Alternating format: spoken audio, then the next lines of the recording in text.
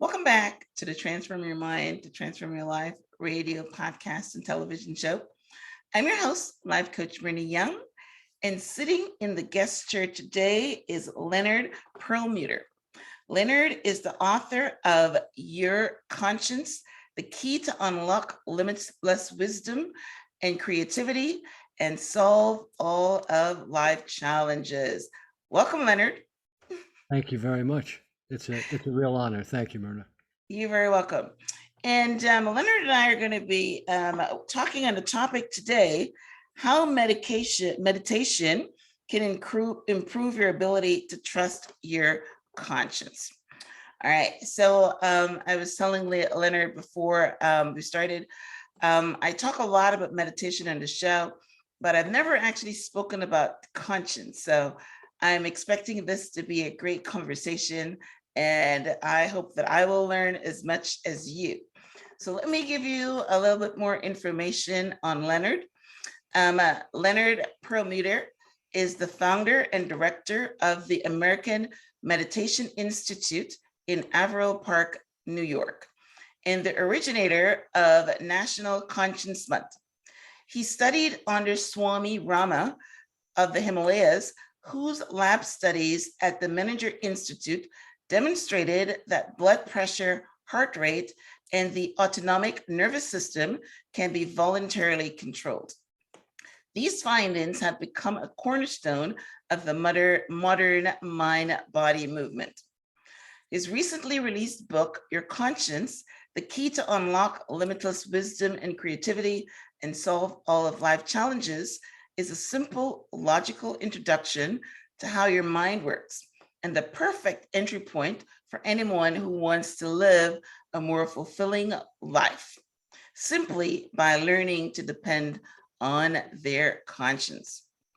Looking outside ourselves for happiness is a useless pursuit, but where we can find the wisdom we need to guide us through the trials in our lives.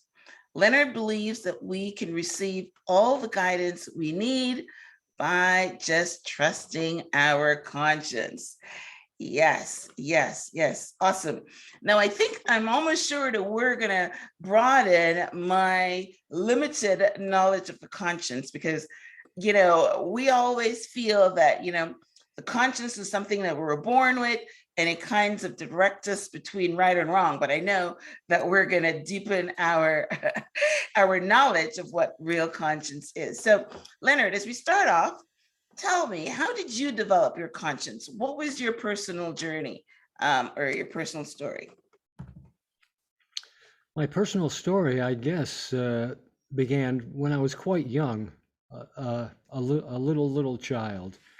And it seemed that two principles guided my life at that time and through today. The first principle was I've always looked at life from a philosophical viewpoint. It's just the way I saw the world immediately, philosophically. And the second principle that has directed me has been practicality. I'm a practical fellow. Okay. And even a philosophy of life must have practical applications to make True. life rewarding and to take away the pain and the misery and the bondage that are seen in this time in our world to be a pandemic of its own.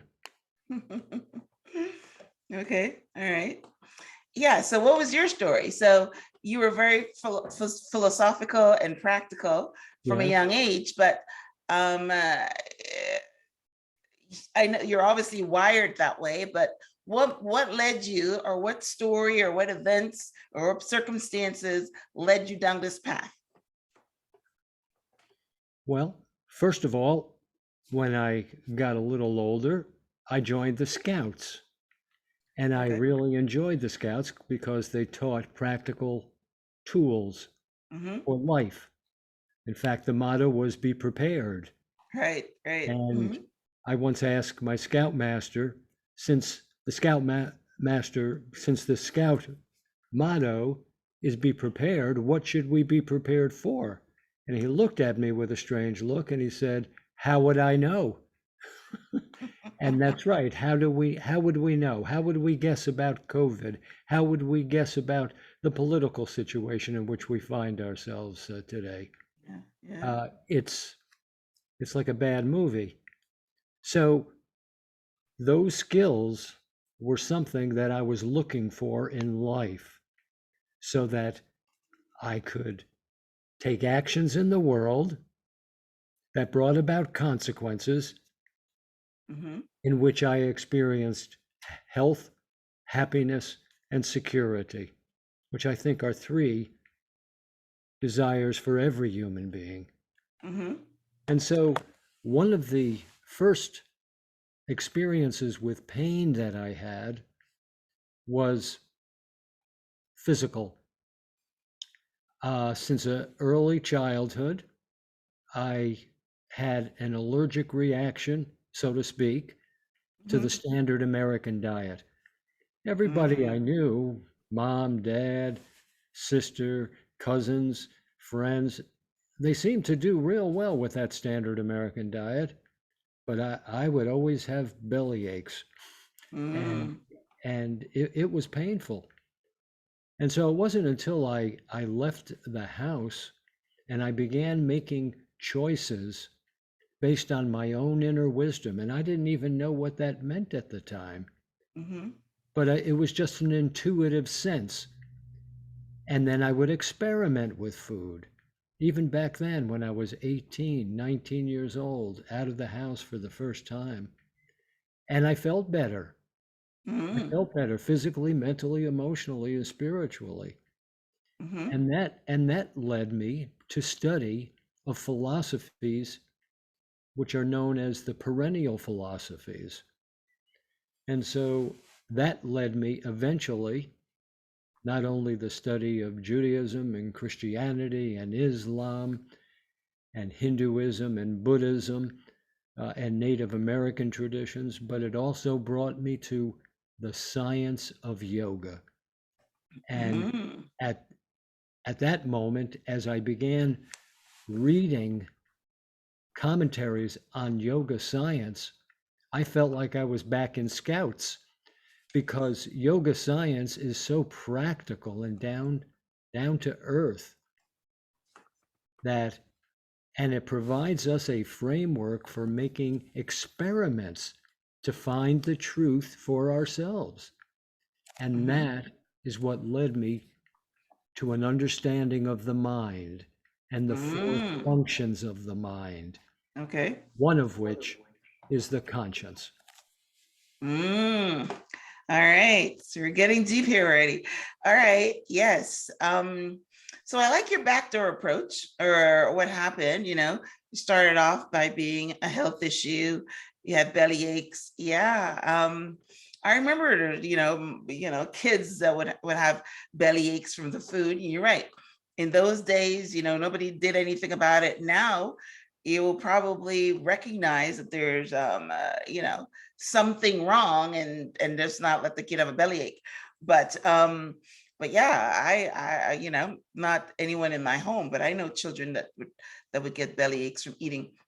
All right, so that was your that was your approach or your ramp up into understanding the mind. So yes, as we are going to be talking about, we're going to be talking about how meditation can improve your ability to trust your conscience. So so meditation opened the door for you to understand the mind. And I love the mind. I am on this show and the mind is such a powerful thing. And I work with my mind all the time, even though, I'm hosting the show. I personally work with the mind. All right. So what kind of problems do you think can be solved by relying on your conscience? There's not one problem that cannot be solved. In fact, as far as I'm concerned, there are no problems. There are only situations. Mm-hmm. So for me, even the word problem is a problem. I'm Yeah. serious now, Yeah. because language can Yes. trigger us. Yes. Language, just words can trigger us, and they carry a heavy weight from the culture. So Yes. if we bring the word problem into our heart and just feel the weight of it, Mm-hmm. problem, problem, problem, I have a problem. Oh, it's very heavy, it's very dark, and it seems to cover my creative capacity. I become intimidated, I become fearful, and I worry, which even accelerates the denigration of my creative capacity. So I don't use that word anymore, Myrna. What I do, I substitute a synonym. I say, I don't have problems, but I have situations. So Mm. if you bring the word situation into your heart and just listen with your eyes closed, situation, situation, situation, it's much lighter. It's not that I'm not going to have to work at resolving the situation, Right. but I'm a creative fellow. I'd like to, I'd like to tackle that. Right. Yeah. So I'm much more optimistic and creative. Mm-hmm. So that's the first kind of problem. I'm always watching words that seem Right. to have an emotional I trigger actually in my even life. I even like your word situation because I've learned to change the word problem to challenges, but Hmm. challenges is also still weightier Yes, than situation, that's right? right. Hmm. For me, it is. Yes. Right. Yeah. Yeah. Hmm. And Okay. so it's so interesting because problems, however we define that, always starts in the mind. Hmm. What do I mean by that? If there's conflict in our minds, there always has to be conflict outside our minds, and Hmm. that would be first and foremost in the body, but then interpersonal relationships. Hmm. So working backwards from the problem, which is outside of us, if Hmm. I have a problem with you, the problem is not with you. It's what I think about you. You Yeah. see, it's Yeah. about I am my mind creates an eclipse of my awareness, and I cannot really see you. I just see what's in my unconscious mind. I see Right. through those lenses. Mhm. And so maybe I'm intimidated with you. Maybe I understand that you're a uh, a, a podcast personality and you have a following, and oh my gosh, I'm intimidated by her. So Yeah. Yeah. when I talk to Myrna, Hmm. I'm not really able to have a conversation with her until I deal with the fear then and the worry that is in my It's in my mind. mind. It's very true. Mhm. You almost, when you were talking, it reminded me of Buddha's statement that says suffering is all in the mind. Well, I believe that suffering is a choice. Yes. We all Yeah. have pain. We all have pain, but Right. suffering Exactly. Right. is a choice. That's Right. right. Suffering is in the mind. Right. That's great. Yeah. All right. So let's touch on this word conscience then. So Okay. you just explain how conscience and the mind works, and even you said that all problems or situations can be solved by relying on our conscience. But let's dive into this conscience so that we can put some context to our conversation. Sure. First and foremost, the conscience is one of the four functions of the mind. Since Mm-hmm. early childhood, I'm sure that many of us had the experience, I know I did, that it always seemed that there were different voices in our mind. And as it turns out, there are four of them. Okay. There is the ego, the senses, the unconscious mind, and the conscience. Mhm. So interestingly, and this was a game changer for me when I learned it, quite shocking was that every single choice that I have ever made in my life, in fact, any human being has made in their life, and every single choice that we will ever make has been and always will be made by the conscience. Why? Because the conscience is the only function of the mind that can make a decision. The other three functions of the mind, that would be the ego, the senses, and the unconscious mind, cannot make a choice. They only act as advisors. And as advisors, they work all the time in a very determined way to see that their limited perspective is accepted as the ultimate choice. Mm. So, what does that mean? The ego, senses, and unconscious mind, these advisors, these lobbyists in our mind, they're loud, they're pushy, Mm-hmm. they're often wrong, but they're never in doubt. But the conscience has the ability alone to make the choice. Now, So if let me I ask you a question right there. go ahead. How do we get this conscience? Because I understand our conscience was put by God to steer us between right and wrong, but tell me, is your conscience built up after you're born, or how does how Well, does how it's does it part of make? the hardware. It's the part of the hardware of the mind, just like the senses are. Okay. Mhm. And so, interestingly, the conscience, which can make a choice, Mm-hmm. it itself can make two kinds of choices. Mm-hmm. The first kind of choice occurs when the ego, senses, and unconscious mind are so unruly as they are with most people today. Mm-hmm. Mhm. If the ego, senses, and unconscious mind are creating a tremendous amount of noise in our mind, lobbying for their limited perspectives, Mm-hmm. then the only way that the conscience can make a choice is simply to rubber stamp the loudest voice it can hear. Mm-hmm. Okay. I And got that you. and that sometimes is okay. The ego, the senses, and the unconscious mind are not always wrong.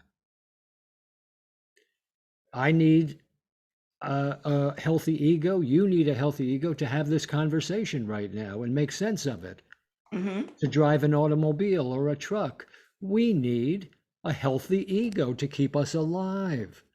Mm-hmm. And sense gratification, I love a delicious meal just like everybody else, and I have a body, so why shouldn't I? Mm-hmm. But a lot of times, the limited perspective of the ego, senses, and even the unconscious mind, our habit patterns, are faulty. And if they're loud and pushy, the ego, senses, and unconscious mind, always worried that a saber-toothed tiger is going to come around the next corner and that we have to fear for our lives, then the conscience will simply rubber stamp the loudest voice. So the way I have always been introduced to the conscience is that the conscience, um, if you make this, like, say, okay, so if you rubber stamp the loudest voice in our mind, so the loudest voice is saying, hey, you know what, maybe I should steal, Mhm. Mhm. something, right? Yeah, And then you maybe I should have a second piece of apple pie. right, exactly. All right, so, you're going safer. A second piece of apple pie, right? Well, that's not so much your conscience, that's just guilt. But Well, let's say that we want to steal something, and you steal it, and then your conscience is bothering you because you know you shouldn't have done it. You know what I mean? Mhm. So, but what you're saying is that you took it because the ego, maybe let's choose that one, That's is right. the one that's telling you that you deserve it or something, Uh-huh. and because that was the Lord's noise. Okay. That's right. However, if Mhm. we can learn, which we can, Mhm. to teach and parent the ego, senses, and unconscious mind to share their limited perspectives, and when each of these three functions of the mind, these advisors, after they finish presenting their perspective, to sit down and be quiet. Okay. When the mind becomes quiet, the conscience can make another kind of choice. It can now, in this silence of the mind, the conscience can hear another voice Hmm. coming from the super conscious portion of the mind, Right. and I love can that. reflect that super conscious wisdom Right. into our conscious mind. And that will tell the conscience to advise us, this is the thought to think, this is the word to speak, this is the action to take now at this point in space and time, and it will lead you for your highest and greatest good. Right. Well, that's perfect, because somewhere along the line, I heard that we had 5 voices in our head, but I've never had anybody actually identify those voices. We just know that we have these voices. But that's good. One of the things I want to circle back to was what you're saying about meditation, because this is where the meditation link comes in. Because Absolutely. when you sit still and be quiet during meditation, then you're connecting to source, then you're connecting to your higher self, then you're able to get instructions from your higher self. But normally, I guess when you're making a decision, a lot of times you're right, you just rubber stamp the highest noise. There's Most another, people are there's not another, sitting. there's Right. another ingredient here, Uh-huh. and that is the speed of our culture. We are going so fast, Right. we do not have time To sit. Right. to sit quietly, Mm-hmm. right? So that the conscience can hear the superconscious wisdom and share it with us. We have to make a decision now. If it feels good, the advertisements say, just do it. Yes, yes, Yes, yes, very yes, familiar yes. territory for all of us. Yes, just do Yeah, it. Yes, but yeah. I like that. Listen, like I talk a lot about meditation on the show, and I'm just reading a meditation book right now, and it's telling you that when you sit quietly, what basically happens is things starts to bubble up that you have pushed down. And once it bubbles up, that means there's something that you need to take care of. So now I'm hearing another reason to sit still is so that you can solve problems, because when you sit still, your conscience gets to talk to you. So listen, there are probably hundreds and hundreds of benefits of meditation, but But there's but I more. I There's love it. more. Okay. There, that one pointed attention, by Mhm. training the mind to be one pointed either on a mantra or the breath in Uh-huh. meditation, automatically creates a space between stimulus and response. Mm. That means that I am cultivating the skill of being detached. What does that mean? Just because a thought comes into my awareness, Mhm. suggesting the desire for the second slice of apple pie, when I Right. create a space between that stimulus of that second piece of apple pie and my ultimate decision, that space provides me what? Freedom. Freedom to Mhm. redirect my attention to the conscience, which can then reflects superconscious wisdom to tell Mhm. me how my relationship should proceed with this desire for a second slice of apple pie. So, Mm. in meditation, that one pointed attention creates a space between stimulus and response that provides me the freedom to check with my conscience. And the more that I do that, I not only create a large resource of creativity coming from the conscience to solve all sorts of situations, but Mhm. I also am continuously building the muscles of willpower to do Mhm. what's to be done when it's to be done, and I love not it. to do what is not to be done Done. when it is not to be done. Done. I love it. I love it. I love it. Yeah, right now I'm sitting and concentrating on my meditation object is my breath. So Mhm. yes, I'm working on that. Well, that's wonderful. It Yes. it is work. It is, but we work at Yes. making ourselves miserable also. Yes, yes. So I'm gonna get the benefits of all that. Loving it, loving it, loving it. Yes. All right. So so basically, how can we reap instant benefits from employing our conscience in every decision that we make? We need to experiment. Okay. And that brings up a very important point, has to do with the law of karma. That Mm, simply means that thoughts lead to action, and action always leads to consequence. Well, as we mentioned a mm, few moments ago, most of us feel that the consequence that we want to experience in every relationship is happiness and security and good health in body and mind. So the question is, do we have a business plan for that? So I call it the bridge of yoga. The bridge of yoga is a philosophical and a scientific bridge that encourages us 24/7 mhm, to base our outer actions, thoughts, words, and deeds mhm, on the superconscious wisdom that is within us, that is us at the core of our being. mhm. And the more that I can employ that bridge of yoga, and we can call it anything. We can call it the bridge of Christianity, the bridge of Judaism, the bridge of Islam. You can come up with your own name.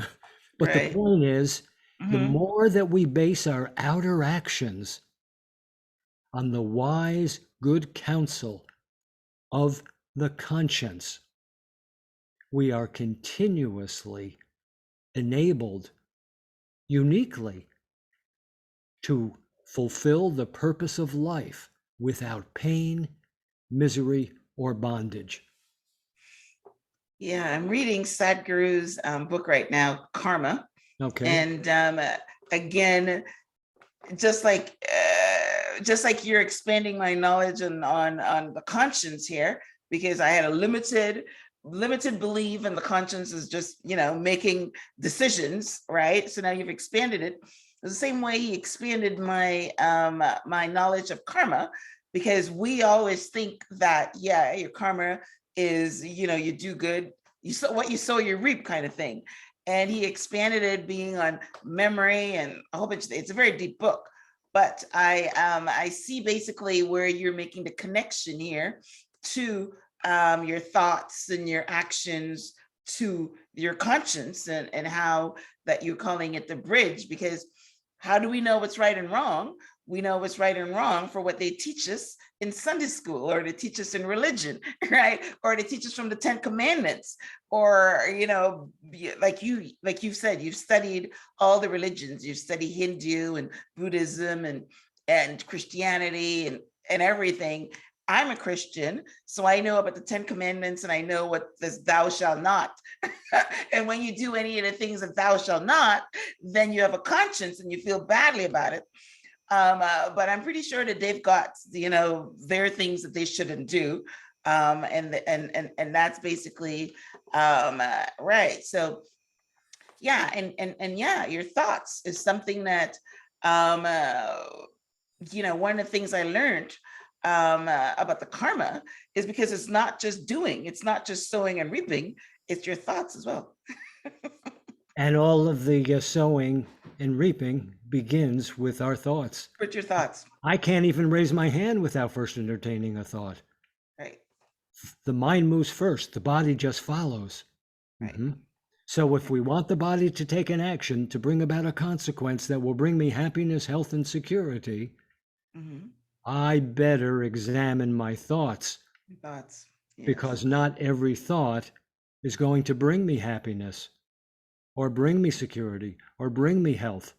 Right. But the conscience, if I counsel with the conscience and I can quiet the ego, senses, and unconscious mind after they make the presentation of their limited perspectives, the conscience will tell me what's to be done and what's not to be done. See, I'm of the persuasion there is no right and there is no wrong. All there is what's to be done and what's not to be done now. Okay, all right. So what happens, a thought just popped into my mind. So a couple of things. One, I want to, to mention the fact that we have 60,000 thoughts every day, and most of us can't control them. They just come. That's right. So if our thoughts are, leading us down our karmic path, and our thoughts are leading us to making these decisions as far as conscience, and we're not controlling them, they're just coming, then, we have a problem or a situation. Sorry, let me change that. But the other thing I just thought of is what happens when the superconscious tells you that you should go right and you purposely go left. What happens there? Well, you know what happens when we're driving and we don't know, we've never been to that address before. And so we now have the technology that's called GPS. So we put in the address and a voice comes on and tells us, take a right here, take a left here. But if we make a mistake in our driving, and instead of turning to the right as GPS is instructed, we turn to the left, what do we hear from GPS? Recalibrating. Recalculating. Recalibrating. That's right. That's right. Well, we can do that because we have free will, you see. Okay. But how much pain do we have to experience before we recalibrate? And until we get the message that it's a lot safer, it's a lot saner, we will get to our destination a lot less injured if we can simply listen to our conscience. That's a good one. It's not a problem that I make a left instead of a right. I can learn from that. One of my greatest teachers was Thomas Edison, who claimed that he never failed at anything. He always considered everything that didn't work as a stepping stool for him, or a lesson, not a stumbling block. Yeah. You're right. Yes. That's why I tell people that one of my most important teachers has been Elvis Presley. Really? Yes. All right, let's explore that one. Well, what did he teach you? What not to do? That's right. That's right. That's right. That's right. Because when I was 10 years old, I fell in love with this fella named Elvis Presley. I loved his music. I gave all that attention to this personality. He had charisma for me. And I was locked on to that. And because I had one pointed attention and observed him all those years, I was able to see choices that he made that often were in conflict with my own inner wisdom. So he did teach me in many respects how not to live my life. And Right. I am very grateful for that teaching. You But know, what do we do with these teachers that come to us that try to teach us what not to do? Oh, we criticize them. Oh, they're no good. We have all sorts of bad names for them, you mm-hmm. see. But they are trying their very best to model for us What not to do. what not to do. So instead of saying, oh, thank you very much for that teaching, and Yeah. I'm not going to drive my automobile over this cliff like you are doing. Hmm. Hmm. Yeah, yeah. But it's terrible because not a lot of people look at it like you do. A lot of people would drive their automobile off the cliff because someone that they love and idolize is driving that's why they're saying that, you can influence a lot of especially at 10 years old, you're very influential and you will follow and do bad things because someone that you idolize is doing it. Not very many people, sit back and say, you know what, this is a model that I'm not going to do. I'm not going to go there. My husband talks all the time because he grew up in the hood, and he grew up in the Mhm, area where everybody was selling drugs and everybody mhm. was, whatever. And he chose. He says, no, and then he says, they're all dead now and they're all in jail or whatever. But I chose not to do that because he said his father was in his ear. His father was his conscience. And but everybody in the whatever went after that fast money, made that choice, you know what I mean, and obviously quieted their conscience because everybody knew it was a wrong thing Okay, to so do. now we're Right. coming up to something major, and Okay. that is Good. the Mm-hmm. crisis that we are experiencing individually and collectively in our Mm-hmm. world, in our Mm-hmm. culture, in our nation, is a crisis in education. It is a crisis in education. Those Mm-hmm. kids growing up in the hood or wherever Right. who are influenced by Mm-hmm. this celebrity culture, Right. this glamorous culture, Right. have never been taught how to use their minds. They have only, like I have only been taught Mm-hmm. up until I left school and started on my own exploration. But through all school, all grades, the only thing that I was taught to do was to memorize, Right. just memorize, you Yeah. see. Yeah. And It's true. that's not good enough because No. it does nothing for training the ego senses and unconscious mind.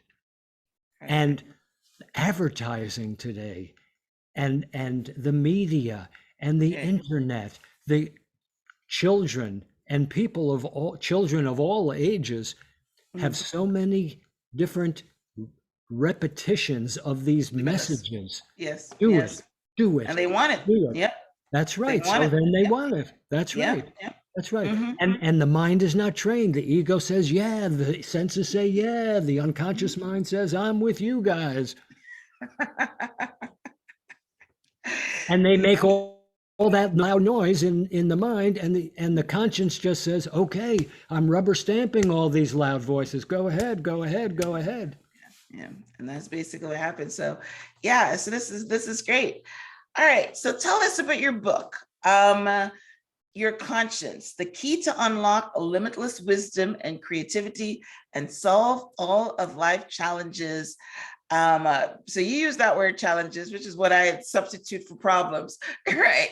So why did you write it, and what do you want readers to walk away with after reading it? Well, I wrote it during the first months of COVID. I was in Mm-hmm. quarantine. I'm a teacher. I had people coming to the American Meditation Institute where I teach, Mm-hmm. uh, but they weren't coming because everybody was in quarantine at the time. Right. Mm-hmm. And so, how am I going to reach people? What do I have that I can give them? Mm-hmm. Because I look around, I watch TV, I read, I scan the internet, and oh my gosh, and you know as well as I do, you've lived through it, and Mm-hmm. you can see clearly. People are in tremendous amount of pain. Yes. And why? They don't have the tools. This goes back to scouting. They don't have the tools to be prepared for whatever life can throw them. What can I give them? I asked myself. Mm-hmm. I said, the most important thing I can give them is an understanding Mm-hmm. of the functions of the mind and how to coordinate them to serve the conscience. Okay. And so that's why I wrote the book. So that's good. So And what do I want from people? right. What do you, right. Yeah. What do you want them to walk away with? Okay. Mm-hmm. The only thing that I would like them to walk away with is not to believe me. I don't want anyone who can hear this to believe a word I am saying, but I would appreciate it, and I will support you if this is true.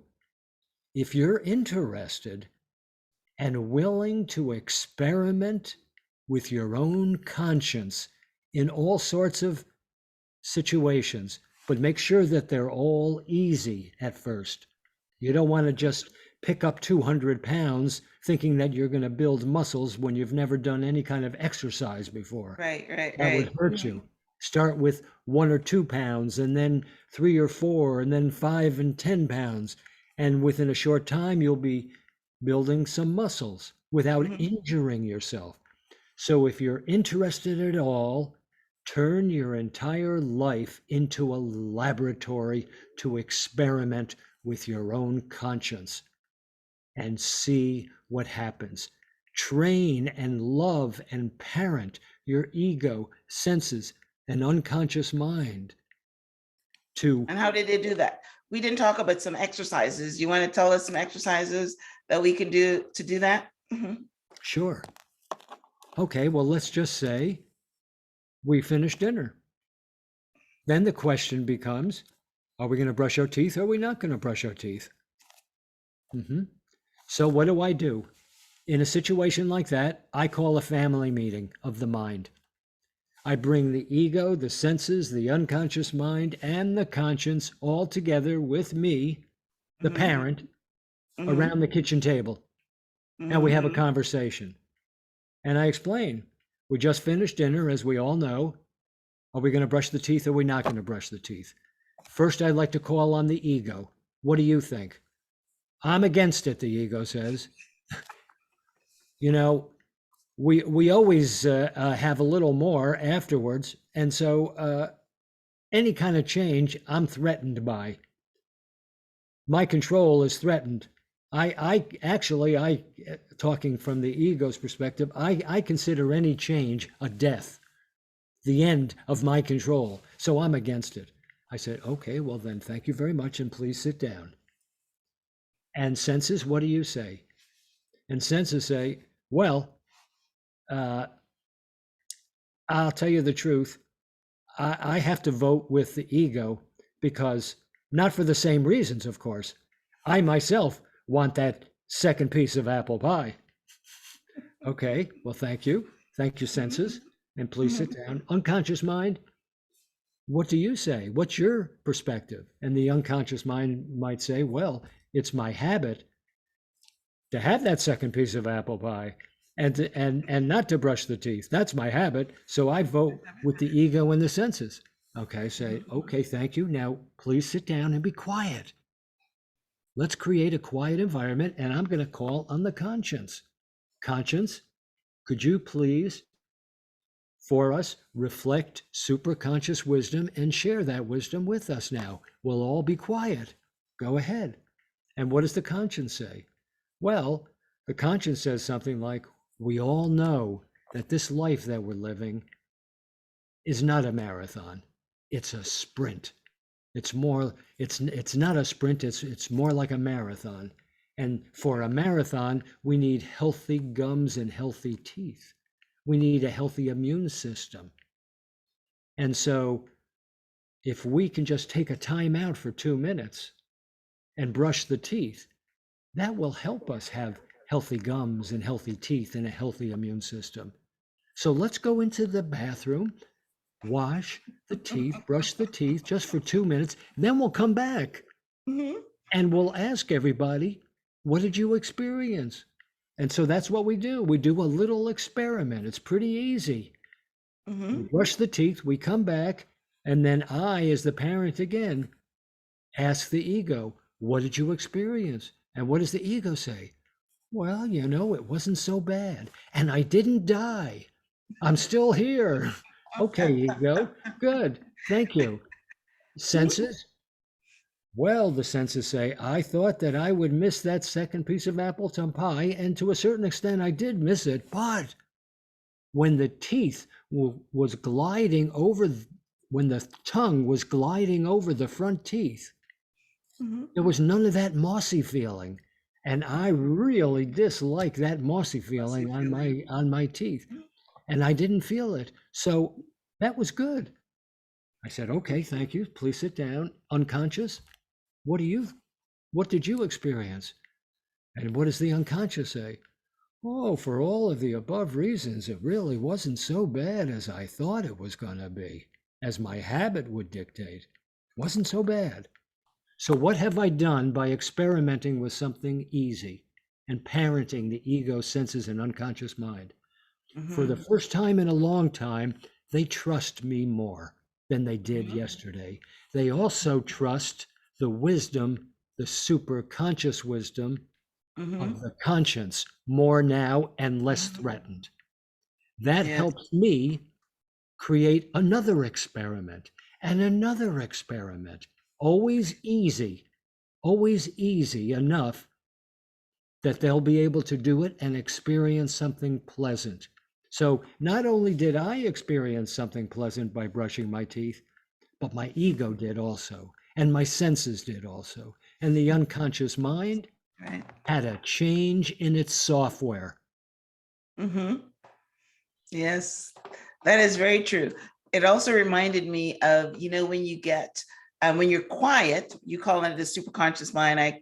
I call it, your guardian angels or your higher self or whatever, same thing. Same But when thing. you're quiet and you hear from them, I have found that if you follow the instructions, then you get more, right? And that's you're explaining how that works, because the more you listen to your conscience or your higher self, the more you quiet all the other voices. So That's that's right. good.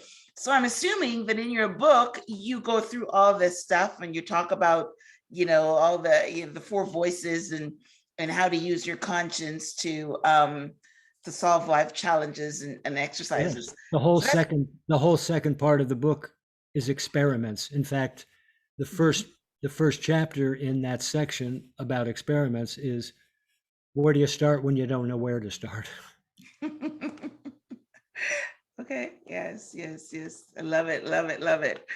All right. So, like I said, you have expanded my knowledge of, it's good to have intentions as you start. And my intention was to expand my knowledge of the conscience, and you have, expanded my knowledge about the voices, because I've always heard them. I have them. We all have them. And what I have learned in the past is try to distinguish which is which. Yeah, Right. So, with your explanation a little bit, you can actually distinguish which is which, because you know what the ego is going to be saying, and if you know what the senses is going to be saying, and the unconscious mind is just a recording of everything you've done in the past. So that's it's right. basically, you're right, just like a habit or so. And then you're able to distinguish, if you're quiet, the correct response. So this is school for me. I love it.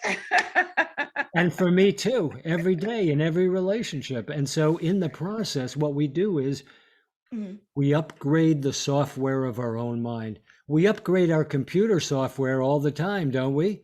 Why Yes, don't we yes, upgrade the software of our mind? We are yes, yes. carrying all sorts of faulty software, faulty concepts that we Right. got from, gosh, so many different places, but certainly a lot of those celebrities and politicians and Yep. our mom and dad and grandma and grandpa. And Yeah. Elvis Presley, you see, we have all those things stored there, and what are they doing? Yeah. They're causing us pain. Yeah. Why do we keep carrying them with us? Why don't we update the mind? Yes. Yeah, the mind is powerful. The mind is powerful. So yeah, so that's really great. So all right, guys. Well, listen, Leonard, this was a very, very great conversation. I know that my listeners and those watching on TV would definitely be inspired to go out and get your book. So tell us where we can pick up a copy of your book. What's your social media handles if anyone wants to follow you? And yeah, and of course, you are the director of the American Meditation Institute. You can also talk about that. Well, yes, I founded the American Meditation Institute in 1996, and Mhm. our website is americanmeditation.org,